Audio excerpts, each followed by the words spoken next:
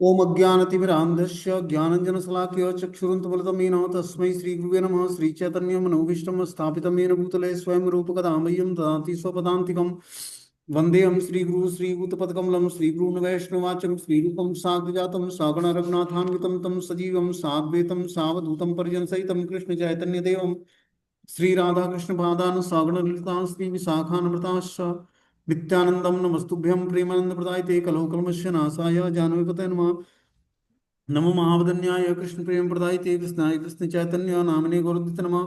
अनर्पित चरिचरात करुणामत्रिनो कलो समर्पित उन्नत उज्ज्वल रस सौभक्ति श्रीम हरिपुर सुंदर गुदगदम्ब संदीपितम सदा हृदय कंदरे स्मृत्वा सचिनंदनम संसार दुख जल दोपतिस्य काम क्रोधादीन क्रम करे कवलीकृतस्य दुर्वासना निवृत्तस्य निराश्रयस्य चैतन्य चंद्रमदेहि पदावलंबम चैतन्य चंद्रमृदि कुंदंबिकास्य मृद्यम विधि निजि चिंतन भृंगरंगे किंचापराध तिमिर निविड्य विदुयम पादामृतम सदा पायत दुर्गतम माम आजानुलंबित भुजो कनकावदातो संकीर्तनैक पितरो कमलायताक्षो विस्मरो द्विवरो युगधर्म फालो वंदे जगत्प्रियकरो करुणावतारो नमस्ते काल सत्याय जगन्नाथाय सुताय च स्वभृत्याय सपुत्राय सकलत्राय ते नमो अवतीर्णो साकरुण्यो परिचिन्नो सहिस्र श्रीकृष्ण चैतन्य द्वे भ्रातरम भजे स्वजयत विशुद्ध विक्रम कनकाभ्यम कमलायते क्षणम वर्जानुनम विलंबितम खड्गुज बहुधा भक्ति रसा विनर्तकम जयत जयतु देव कृष्ण चैतन्य चंद्रो जयत जयतु कीर्तितस्य नित्या पवित्रम जयत जयतु वृत्तस्य विश्वस्यमूर्ति जयत जयतु नृत्य तो स्वरूप प्रियाणम पंचतत्वात्मकम कृष्णम भक्त रूप स्वरूपकम भक्तावतारम भक्ताख्यम नमामि भक्ति शक्तिकम हे कृष्ण करुणा सिंधु दीनबंधु जगतपते गोपेश गोपिका कांत राधा कांत नमस्तुते तप्त कांचन गौरांगे श्री राधे वृंदावनेश्वरी वृषभानुसुते देवी प्रणमामि हरिप्रिये वाञ्छाकल्पतरुवक्षा कृपा सिन्धुभ्येव च पतितानां पावनेभ्यो वैष्णवेभ्यो नमः। जय श्री कृष्ण चैतन्य प्रभु नित्यानंद श्री अद्वैत गदाधर श्रीवासादि श्री गौर भक्तवृंद। हरे कृष्ण कृष्ण कृष्ण हरे हरे, हरे राम राम राम हरे हरे।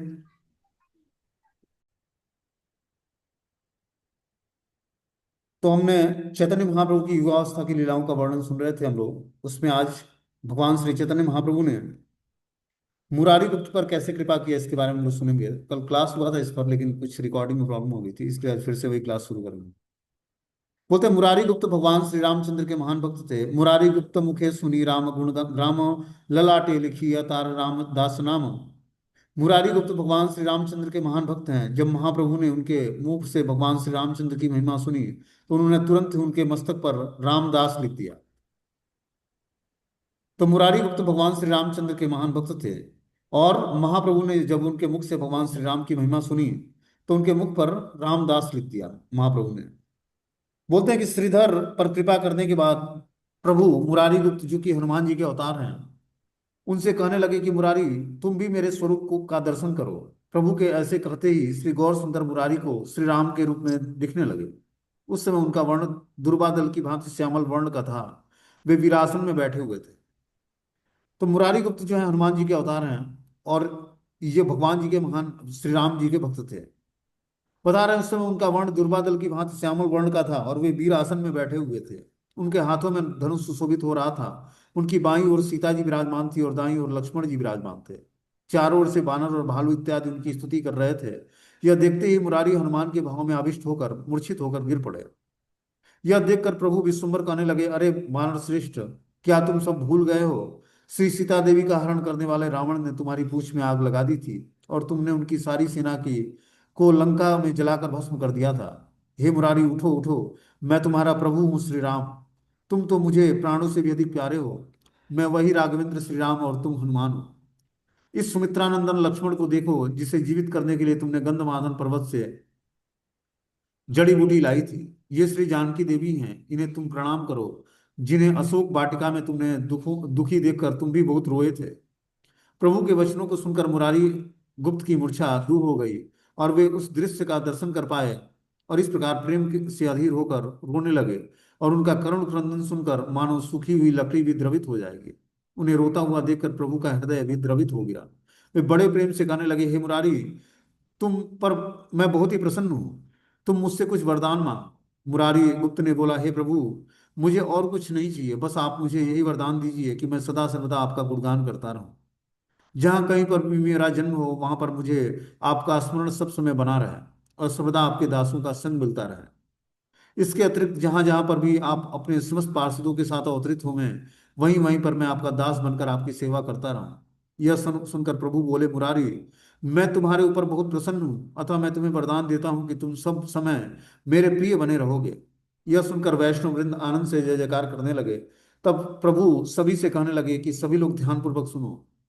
यदि कोई व्यक्ति एक बार भी मुरारी गुप्त की निंदा करेगा तो करोड़ों बार वो गंगा स्नान करने पर अथवा हरि नाम का जप करने पर भी उसका कल्याण नहीं होगा, बल्कि गंगा और हरि नाम ही उसका संहार कर देगी। इसके हृदय में मुरारी कृष्ण गुप्त रूप में निवास करते हैं, इसलिए इनका नाम मुरारी गुप्त है। तो भगवान श्री चैतन्य महाप्रभु के एक नित्य सिद्ध पार्षद हुए मुरारी गुप्त जी, जो कि हनुमान जी के अवतार हैं और भगवान श्री राम के महान भक्त थे। इस अवतार में भी, भगवान श्री चैतन्य महाप्रभु के अवतार में भी, भगवान चैतन्य महाप्रभु ने इनको बोला कि तुम कृष्ण नाम जपा करो। ठीक है ना? तो ये महाप्रभु के आदेश को टाल तो सकते नहीं थे, लेकिन उस रात ये सोए नहीं। जिस रात इनको लगा कि मैं राम के नाम के जप के बिना कैसे रह सकता हूँ, चलो कृष्ण बता रहे हैं महाप्रभु की कृष्ण नाम का जप करना चाहिए, लेकिन मैं अपने इष्ट आराध्य राम को कैसे छोड़ सकता हूँ। तो उस रात इनको पूरे रात नींद नहीं आई। अगले दिन महाप्रभु से बोले कि हे महाप्रभु, मैं रात भर सोया नहीं आपकी बातों को सोचते हुए, और मैं पूरी रात करवट बदलता रहा लेकिन मुझे नींद नहीं आई। तब महाप्रभु ने इनको गले से लगा लिया और बोला कि तुम श्री राम के वास्तविक भक्त हो, और तुम हनुमान के अवतार के रूप में श्री राम की लीला में कार्य कर रहे थे, और तुम यहाँ पर मुरारी गुप्त के रूप में आए हो। तो नवदीप मंडल परिक्रमा में हम लोग जाएंगे तो आज इनके विग्रह जो सेवित हैं, इनके राम लक्ष्मण सीता हनुमान जी, वो विराजमान है। राम लक्ष्मण सीता जी, उन्हीं की यह आराधना किया करते थे और महाप्रभु के नित्य सिद्ध पार्षद थे।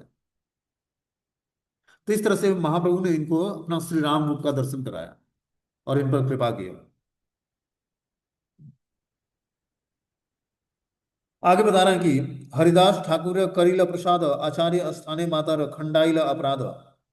इस घटना के बाद महाप्रभु ने हरिदास ठाकुर को आशीर्वाद दिया और अद्वैत आचार्य के घर पर अपनी माता के अपराध का खंडन किया। तब आगे जो बढ़ते हैं तो हरिदास ठाकुर पर भगवान चैतन्य महाप्रभु ने कृपा किया। महाप्रभु जब गया से दीक्षा लेकर अपने गुरुदेव ईश्वरपुरी पास से जब दीक्षा लेकर आते हैं नदिया नवदीप में, तो अपने सारे नित्य सिद्ध पार्षदों पर कृपा करके उन्होंने अब सबको क्या करना था, संकीर्तन में सबके साथ संकीर्तन शुरू कराना था पूरे बंगाल में। तो महाप्रभु ने जितने भी अपने नित्य सिद्ध पार्षद थे उन सब पार्षदों पर कृपा किया। और इस तरह से अब हरिदास ठाकुर पर क्या कृपा किया, बोलते हैं कि मुरारी गुप्त की कृपा करने के पश्चात महाप्रभु ने हरिदास ठाकुर पर, जो कि ब्रह्मा जी तथा प्रहलाद के मिलित स्वरूप हैं, से बोले, हे हरिदास, तुम भी मेरा दर्शन करो। तुम तो मुझे प्राणों से भी अधिक प्रिय हो। पापी मुसलमानों ने तुम्हें जो कष्ट दिए थे उन्हें स्मरण करते ही मेरा हृदय विदीर्ण हो जाता है। हरिदास, तुम दुष्ट मुसलमान तुम्हें 22 बाजारों में मारते मारते घुमा रहे थे। उस समय मैं तुम्हारा कष्ट सह नहीं पा रहा था और क्रोधित होकर हाथ में चक्र लेकर उनका विनाश करने के लिए बैकुंठ से वहां पर आया था। अभी मैं उनके विनाश के लिए अपना चक्र छोड़ने ही वाला था कि सभी का हित चाहने वाला परम दयालु तुमने मुझसे प्रार्थना की, हे प्रभु, आप कृपया पूर्वक इन लोगों को क्षमा करें क्योंकि ये अबोध हैं। तुम्हारी ऐसी प्रार्थना से मेरे चक्र को रोकना पड़ा, परंतु वे दुष्ट निर्दयता पूर्वक तुम्हें कोड़ों से पीटते रहे। मैं तुम्हें इस प्रकार पीटता हुआ नहीं देख सकता था, अतः तुम्हारे पीठ पर होने वाले प्रहारों को मैंने अपने पीठ पर सहन किया। यदि विश्वास न हो तो ये देखो कोड़ों के निशान। ऐसा कहकर प्रभु ने अपनी पीठ दिखाई, जो मक्खन से भी अधिक कोमल। उनकी पीठ पर गहरे गहरे कोड़ों के निशान को देखकर सभी को बहुत दुख हुआ। हरिदास की दशा तो विचित्र ही हो गई। अपने प्रति प्रभु की कृपा देखकर उसकी आंखों में गंगा यमुना की भांति अविचल अश्रुधारा प्रवाहित होने लगी और वह रोते रोते प्रभु के चरणों में लिपट गया। उन्हें इस प्रकार विकलता पूर्वक रोता हुआ देखकर प्रभु की आंखें भी झलझला आई और वे हरिदास को सांत्वना देते हुए कहने लगे, हरिदास, मैं इस धराधाम पर कुछ विलंब से आने वाला था, परंतु तुम्हारे दुख को सहन कर पाने के न कर पाने के कारण अतिशीघ्र ही आना पड़ा है। इस प्रकार भगवान सदा सर्वदा अपने प्रेमी भक्तों की रक्षा करने और जगत में उनका सम्मान बढ़ाने के लिए क्या कुछ नहीं करते, और वो कुछ भी कर सकते हैं। तो हरिदास ठाकुर जो है प्रहलाद और ब्रह्मा जी के मिलित रूप हैं। और इस प्रकार काजी के सिपाहियों ने इनको 22 बाजारों में घसीटा और मारा। किस लिए? क्योंकि मुसलमान परिवार में जन्म लिया था इन्होंने, और कृष्ण का नाम भजन करते थे। इस कारण से काजी के सिपाहियों ने इनको, काजी ने आदेश दिया कि इनको 22 बाजारों में घसीटो और मारो, जब तक इसकी मृत्यु नहीं हो जाती तब तक इसको बाजार में घसीटते रहो, सबके सामने इसको कोड़ों से मारो कि कोई भी मुसलमान होकर हिंदू गॉड का नाम नहीं भजन करे। तो इनको 22 बाजारों में घसीटा गया और कोड़ों से मारा गया। उसके बाद भी इनकी मृत्यु नहीं हुई, क्योंकि सब चोट जो है भगवान श्री चैतन्य महाप्रभु अपनी पीठ पर रोकते थे। तो काजी के सिपाहियों ने परेशान हो गए। काजी मतलब कोतवाल जो होता है। बोले, हे हरिदास तू मर जा, नहीं तो काजी हमें मार देगा। तो हरिदास ठाकुर जो है जानबूझकर मरने का नाटक कर लेते हैं। काजी के पास खबर जाती है कि हरिदास मारा गया। तो काजी ने बोला कि देख भाई, वो और जिसको जमीन में दफना दोगे तो मुसलमान है, उसको मुक्ति मिल जाएगी, तो उसको दफनाना नहीं है, उसको जलाना नहीं है, क्योंकि उसने हिंदू भगवान का नाम भजन किया है, फिर भी मुक्त हो जाएगा वो। उसको क्या करो, नदी में विसर्जित कर दो, उसी तरह फेंक दो। तो हरिदास ठाकुर को गंगा जी में फेंक दिया गया। अब हरिदास ठाकुर गंगा जी को तैर कर पार कर गए, और उस पार जाकर फिर से पेड़ के नीचे बैठकर हरि भजन करने लगे। तो जब हरि भजन करने लगे तो पता लगा काजी को कि हरिदास जीवित है। तो सिपाहियों को बुलाया, बोला महाराज हमने तो इतना मारा उसको, 22 बाजारों में घसीटा और मारा कि उसके प्राण निकल चुके थे शरीर से, फिर पता नहीं कैसे जीवित हो गया। तो काजी जाता है और फिर हरिदास ठाकुर से माफी मांगता है, नदी पार करके जाता है और उनसे माफी मांगता है कि आप एक जिंदा पीर के समान हैं, और हमें माफ करो, हम लोग आपको पहचान नहीं पाए। और उसके अंदर भी भगवान के प्रति श्रद्धा जागृत हो जाती है। तो इस तरह से महाप्रभु ने उन पर विशेष कृपा किया, हरिदास ठाकुर पर। बता रहे हैं कि इस प्रकार हरिदास ठाकुर पर कृपा करके महाप्रभु ने, अब जो है महाप्रकाश दिवस में चैतन्य महाप्रभु ने हरिदास ठाकुर का आलिंगन किया और उन्हें बताया कि वे प्रहलाद महाराज के अवतार हैं। जब विश्वरूप ने संन्यास लिया था तब सची माता ने सोचा कि उन्होंने अद्वैताचार्य के कहने पर ऐसा किया है, अतः वे उन पर आरोप लगाती थी, जो अद्वैत आचार्य प्रभु के चरण कमलों पर अपराध था। बाद में चैतन्य महाप्रभु ने अपनी माता को उनके चरण कमलों की धूलि को धारण करने के लिए प्रेरित किया, और इस प्रकार उनका वैष्णव अपराध निर्मूलित हो गया। तो सची माता का जो बड़ा पुत्र था, भगवान श्री चैतन्य महाप्रभु का जो बड़ा पुत्र विश्वरूप, वो संन्यास ले लेते हैं। तो सची माता बहुत दुखी होती है। क्यों? क्योंकि बार बार अद्वैताचार्य से जाकर ज्ञान प्राप्त करते थे। तो जब बेटा संन्यास ले लेता तो माता बहुत दुखी हुई, और अद्वैताचार्य से थोड़ा उनके हृदय में ईर्ष्या जागृत हुई कि इन्हीं के कारण हमारा पुत्र जो है सन्यासी बना है। तो अद्वैताचार्य के प्रति उनका भाव सही नहीं था। तो महाप्रभु जब महाप्रकाश लीला कर रहे थे, तो उन्होंने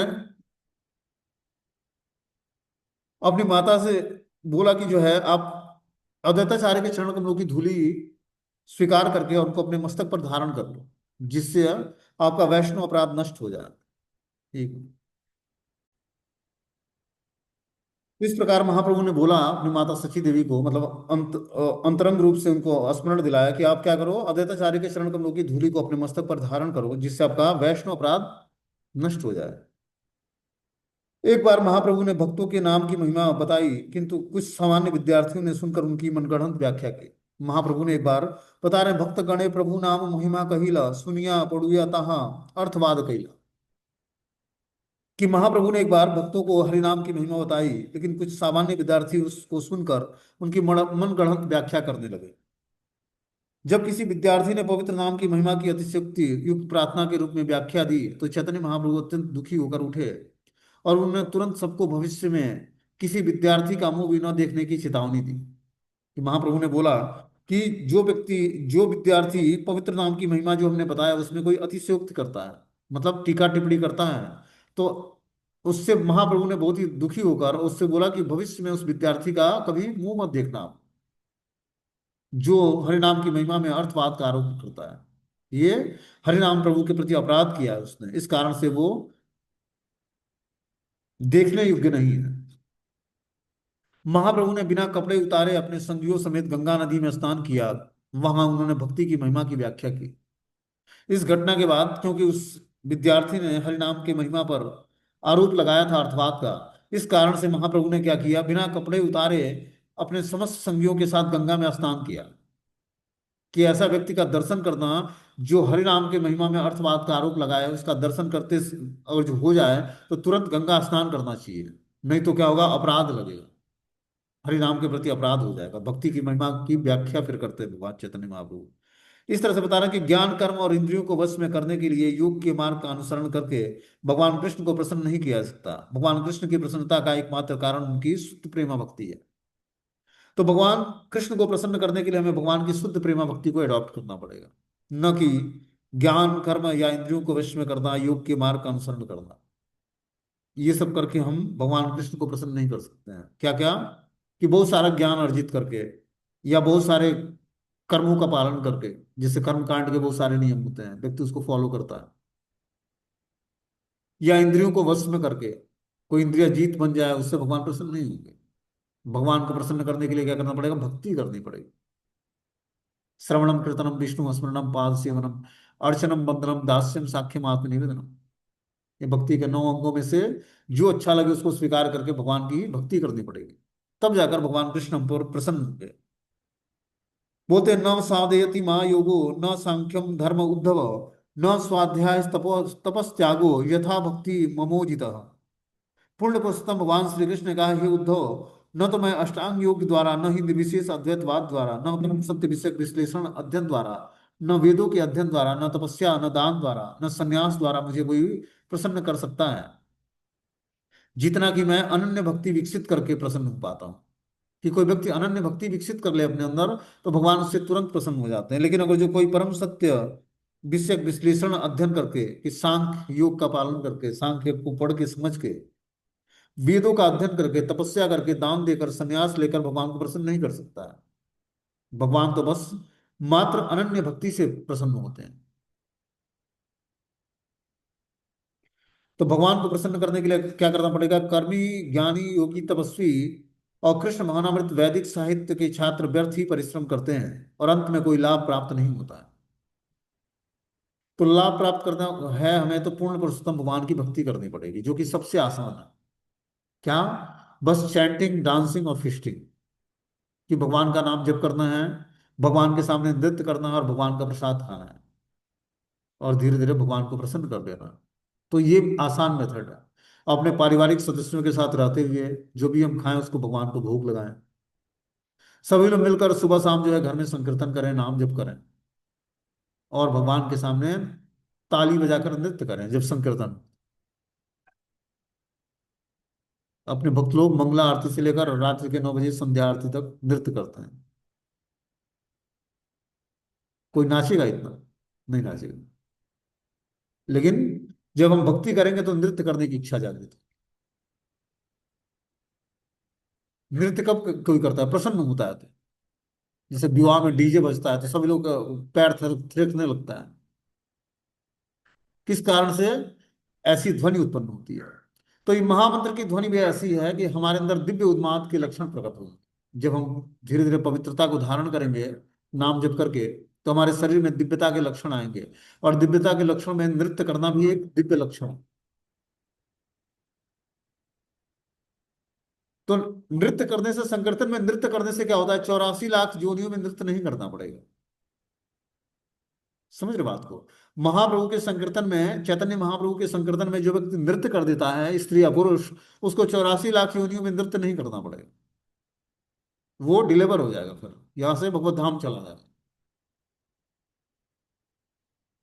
ताली बजाकर और कीर्तन करने से क्या होता है, समस्त पाप रुई के फोहे की तरह उड़ जाता है, जिसको भोगने के लिए अनेक जन्म लेने पड़ते हैं, वो मात्र संकीर्तन में ताली बजाने से नष्ट हो जाता है। यह है संकीर्तन की महिमा। संकीर्तन में नृत्य करना, ताली बजाना और गाना अपने आप में बहुत ही पावरफुल इंस्ट्रूमेंट है भगवान को प्रसन्न करने, खासकर चैतन्य महाप्रभु को।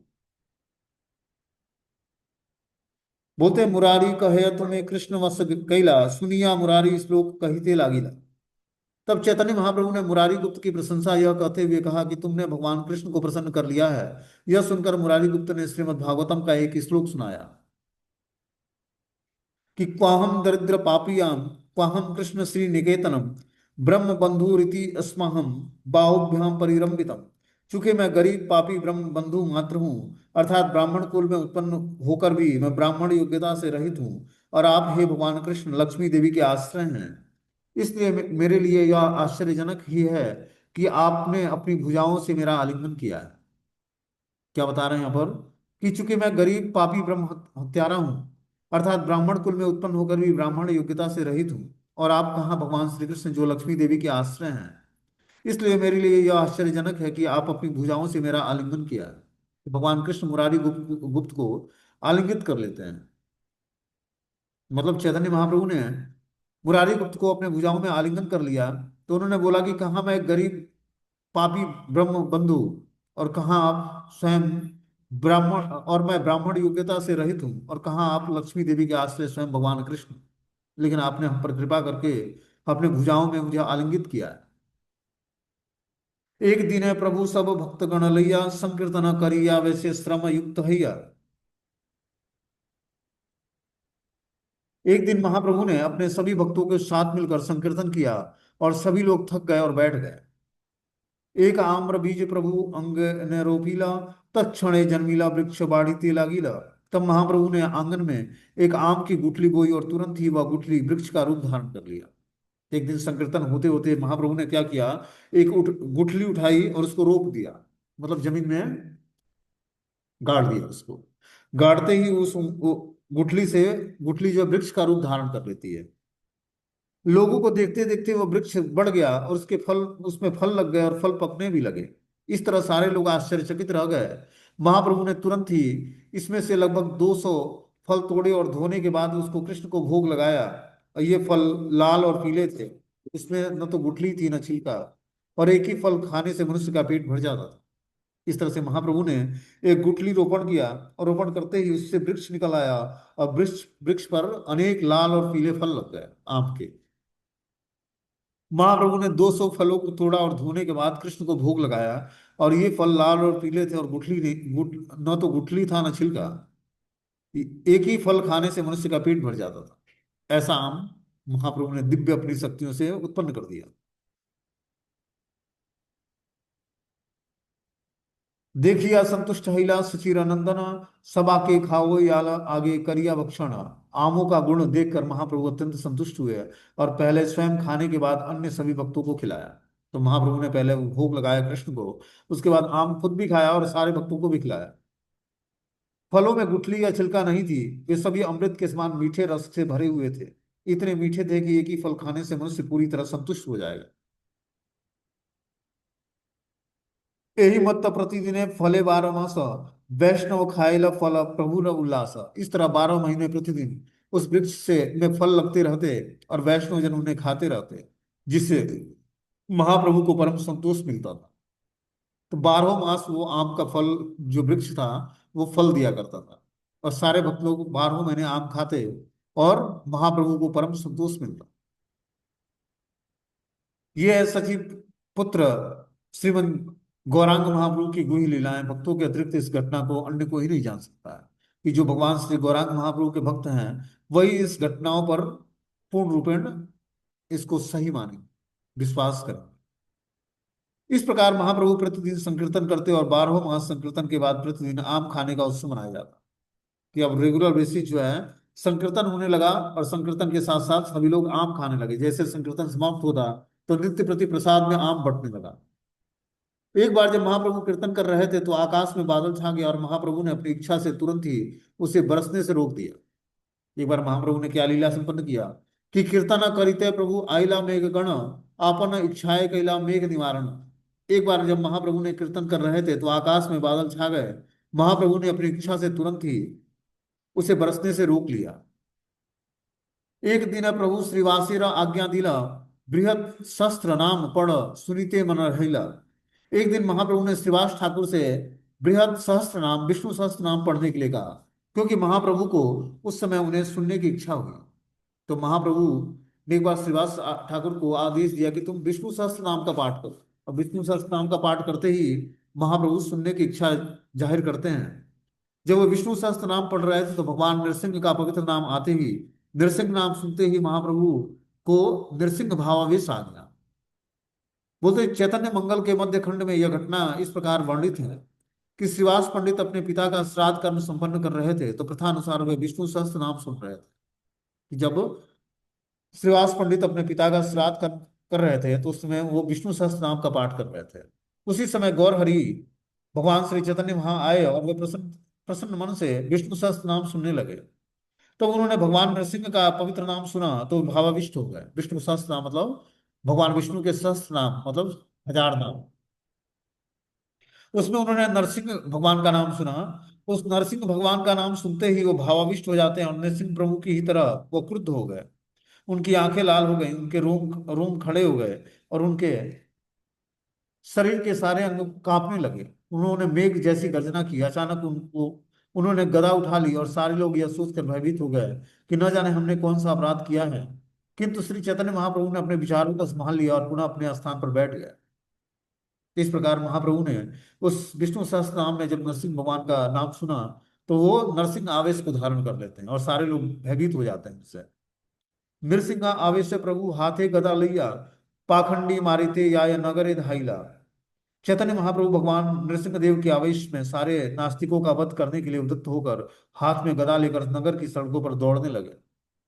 तो इस प्रकार नास्तिकों का वध करने के लिए भगवान ने चैतन्य महाप्रभु ने नरसिंह आवेश को धारण किया। लोग उन्हें नरसिंह भगवान के आवेश में अत्यंत भयानक रूप में देखकर उनके क्रोध से भयभीत होकर सड़कों में दौड़ते दौड़ते भाग इधर उधर भागने लगे। लोगों के इस प्रकार भयभीत देखकर महाप्रभु को बाह्य चेतना आई। अतः वे श्रीवास ठाकुर के घर लौट आए और गदा फेंक दिया। तो जब सारे जितने भी नागरिक थे सबने देखा महाप्रभु ने कि भयभीत हैं सभी लोग, तो महाप्रभु को बाह्य चेतना आ जाती है। जब वो अंतरंग चेतना में होते हैं तो जिस भी स्वरूप का स्मरण करते या जिस स्वरूप के बारे में सुनते वही स्वरूप धारण कर लेते। कभी वराह स्वरूप, कभी नरसिंह स्वरूप, कभी श्याम सुंदर स्वरूप। जैसे जिस लीलाओं को सुनते भक्तों के मुख से उसी तरह आवेशित होकर उसी स्वरूप को धारण कर लेते और वही लीला प्रदर्शित करने लगते और सारे लोग चकित हो जाते हैं और तब महाप्रभु को भगवान मानते हैं। बोलते कि महाप्रभु खिन्न हुए और उन्होंने श्रीवास ठाकुर से कहा कि जब मैंने भगवान नरसिंह देव का आवेश धारण किया तो लोग मुझसे भयभीत हो उठे, अतएव मैं रुक गया क्योंकि लोगों में भय उत्पन्न करना अपराध है।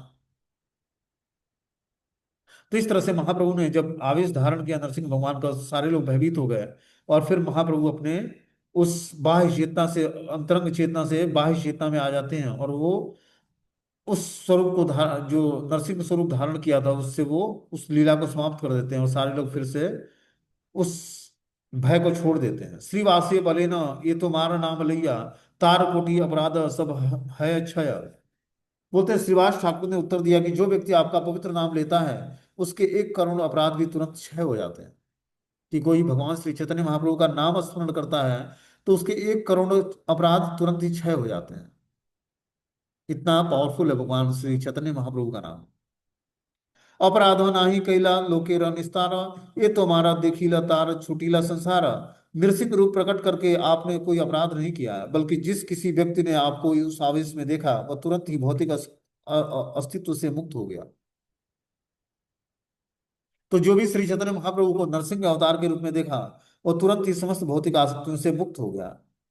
यह कहकर श्रीवास ठाकुर ने महाप्रभु की पूजा की और जिससे वे परम तुष्ट हुए और अपने अपने घर चले गए। अब इस तरह से श्रीवास पंडित क्या करते हैं, महाप्रभु की पूजा करते हैं और महाप्रभु पूजित होकर तुष्ट हो जाते हैं तो सभी भक्त लोग अपने अपने घर चले जाते हैं। आर दिन शिव भक्त शिव गुण गाया प्रभुर अंगे न नाचे डमरू बजाया। दूसरे किसी दिन शिव जी का कोई महान भक्त महाप्रभु के घर आया और वो शिव जी के गुणों का वर्णन कर करके आंगन में नाचने लगा और अपना डमरू बजाने लगा। तो एक दिन महाप्रभु के आंगन में एक शिव भक्त आ जाता है। वो क्या करता है, भगवान शिव का गुणगान करने लगता है। अब एक्चुअल में ये सब लीलाएं किस कारण से हुई, जब महाप्रभु जब ईश्वरपुरीपाद से दीक्षा लेकर आते हैं गया से तो इनके अंदर अब कृष्ण शक्ति संचारित कर देते हैं। ईश्वरपुरीपाद गुरु की कृपा से इनके अंदर क्या हुआ, अष्ट सात्विक विकार उत्पन्न होने लगे और इनको बाह्य चेतना नहीं होती। हमेशा अंतरंग चेतना में हा कृष्ण पुकारते रहते हैं। और इस प्रकार जो है अंतरंग चेतना में डूबे रहते हैं। शरीर की सुध बुध छूट जाती, शरीर के रोंगटे खड़े हो जाते हैं, नेत्रों से जैसे पिचकारी जल फेंकता है उस तरह से महाप्रभु के नेत्रों से कृष्ण विरह में जल निकलने लगता। हड्डियों के ज्वाइंट खुल जाते हैं, लंबे हो जाते हैं, मुंह से झाग निकलने लगता, आंख से बारिश की तरह पानी होने लगता, सारे रोंगटे खड़े हो जाते हैं। इस तरह से अष्ट सात्विक विकार महाप्रभु के शरीर में देखा जाता है। बोलते हैं, महेश आवेश हिला सचिर नंदन, तार अस्कंदे चढ़ी नृत्य कैला बहुक्षण। जब चैतन्य महाप्रभु शिव जी के भावावेश में उस व्यक्ति के कंधे पर चढ़ गए, तो इस तरह लंबे समय तक दोनों साथ साथ नाचते रहे। तो जो शिव जी का भक्त आया था, वो जब शिव जी का गुणगान करने लगता है, तो दोनों मिलकर आंगन में और वो आंगन में नाचने लगता है और डमरू बजाने लगता है। महाप्रभु ने शिव जी के भावावेश में उस व्यक्ति के कंधे पर चढ़ गए और इस तरह लंबे समय तक दोनों साथ साथ नाचते रहे। तो महाप्रभु जब शिव जी का गुणगान सुना, शिव जी परम वैष्णव है, तो जब एक उस भक्त के मुख से भगवान शिव की महिमा सुनी, तो शिव जी के भावावेश को धारण करके महाप्रभु क्या करते हैं, उस जो शिव जी का भक्त था उसके कंधे पर चढ़ जाते हैं और दोनों साथ साथ नाचने लगते हैं।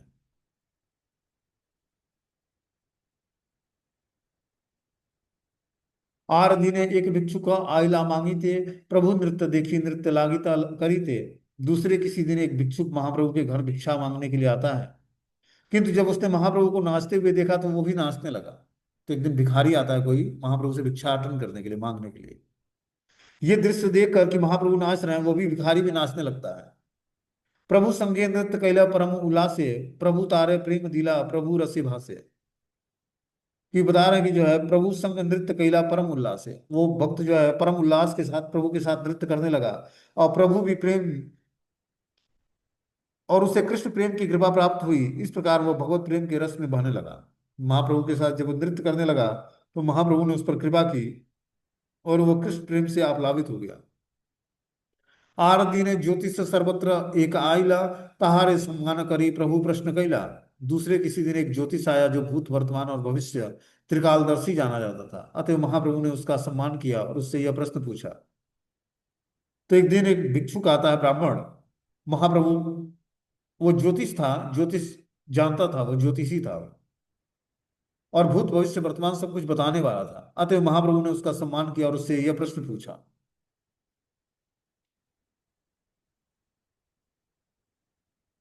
बोलते महाप्रभु ने पूछा, कृपया मुझे अपनी ज्योतिष गणना से बताओ कि मैं पिछले जन्म में कौन था।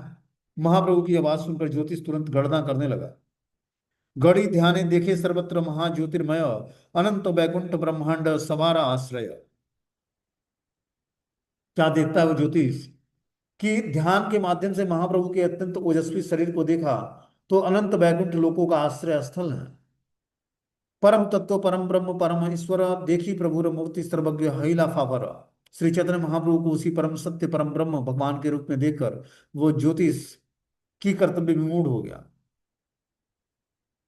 तो उसने ध्यान में देखा कि ये तो परम सत्य परम ब्रह्म है, भगवान है। और भगवान के रूप में दर्शन करके वो ज्योतिष जो है की कर्तव्य विमूढ़ हो जाता, मतलब वो भी जो है क्या करना, क्या बताना है और क्या करना है उसको भूल जाता है। बलि तेना पारे किछु मोहन हईला, प्रभु पुनः प्रश्न कैला कहते लागिला। वह ज्योतिषी आश्चर्यचकित होकर मौन रह गया, वह कुछ बोल नहीं पा रहा था। किंतु जब महाप्रभु ने फिर वही प्रश्न पूछा, तो उसने इस प्रकार उत्तर दिया। तो महाप्रभु के ज्योतिष गणना को देखकर वो आश्चर्यचकित होकर की कर्तव्य विमूढ़ हो गया कि अब क्या करना है, क्या बताना है। बोला, हे प्रभु, पिछले जन्म में आप समस्त सृष्टि के आश्रय और समस्त ऐश्वर्यों के पूर्ण भगवान हैं। आप अभी भी वही भगवान हैं जो अपने पूर्व जन्म में थे। आपका स्वरूप अचिंत और सनातन आनंदमय है। जब ज्योतिषी महाप्रभु के विषय में बड़ी बड़ी बातें कर रहा था, तो भी चैतन्य महाप्रभु ने उसे रोका और हंसते हुए कहा कि हे महोदय, मुझे लगता है कि आप ठीक ठीक से नहीं जानते हैं मैं कौन था, क्योंकि मैं जानता हूं कि मैं पिछले जन्म में एक ग्वाल बाल था। मैं अपने पिछले जन्म में ग्वालों के परिवार में उत्पन्न हुआ था और मैंने गायों और बछड़ों को संरक्षण प्रदान किया था। ऐसे पुण्य कर्मों के कारण ही मैं अब ब्राह्मण के पुत्र के रूप में जन्म लिया हूं। तो महाप्रभु ने बोला कि हे ज्योतिष महोदय, आपको सही सही ज्ञात नहीं है कि मैं पिछले जन्म में तो एक ग्वाल वाला था, और मैं ग्वाले के परिवार में उत्पन्न हुआ था, और मैंने गाय और बछड़ों को संरक्षण प्रदान किए थे, जिसके पुण्य के प्रभाव से मैं इस जीवन में ब्राह्मण बना, ब्राह्मण के पुत्र के रूप में आया हूं। ज्योतिष ने कहा, मैंने ध्यान में जो कुछ देखा वह ऐश्वर्यमय था, इसलिए मैं भ्रमित हो गया। मुझे इसमें कोई संदेह नहीं कि आपका यह स्वरूप और तथा ध्यान में देखा गया स्वरूप एक ही है। यदि मुझे भेद कोई नहीं था, और यह आपकी माया का काम कर, ये माया का काम है। वह सर्वज्ञ ज्योतिष इस नतीजे पर पहुंचा कि आप जो भी हो और जो कुछ भी हैं, मैं आपको सादर नमस्कार करता हूँ। तब महाप्रभु ने अपनी आहितकी की कृपा से उसे भगवत प्रेम प्रदान किया, और उसकी सेवा का उसे फल मिल गया। तो इस प्रकार ज्योतिषी ने महाप्रभु का जब गुणगान किया, तो महाप्रभु ने उस पर आहितकी की कृपा करके भगवत प्रेम प्रदान किया, और उनकी उसकी सेवा का यही फल था उसके लिए। अब इस प्रकार आगे जो है, महाप्रभु अन्य लीलाएं क्या करते हैं युवावस्था में, उसकी लीला हम लोग कल सुनेंगे।